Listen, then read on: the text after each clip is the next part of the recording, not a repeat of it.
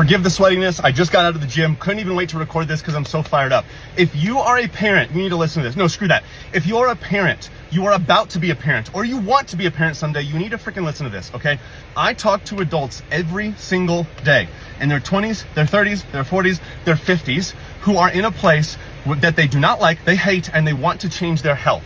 And usually, more often than not, I would argue 80% of the time, and that's generous, the thing that gets them to flip the switch and finally decide they need to do something is their parents. The generational stuff that their family passes down, from diabetes, genetic stuff, to habits and behaviors. No matter what you do for your kids when they are younger, good or bad, they will look at you when they are older as the model for their health.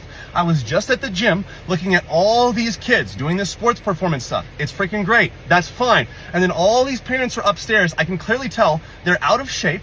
They're not in, their health is not good. Okay. I can just tell. And I guarantee you they are shelling out hundreds, if not thousands of dollars every single month so that their kids get one extra training session for their club team, and they're on 5 different club teams. And then these parents will then say, oh, we don't have the means. I don't have the means to focus on my health because little Johnny needs 3 batting practices every single freaking week. You know who doesn't need 3 batting practices every single week? Little Enrico in the Dominican Republic, who's practicing with a freaking twig, who's gonna kick your son's butt when it comes to tryouts.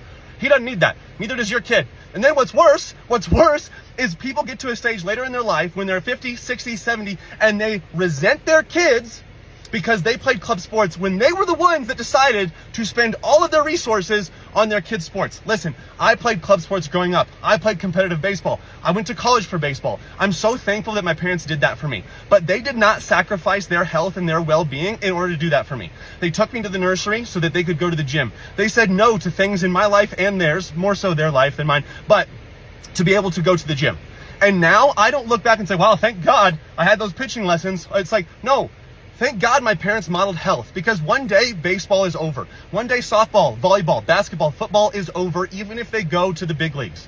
It's going to be over, and the only thing that's going to be left are the values that you instilled in them when they were younger and the model that you set. The checks that you write don't freaking matter.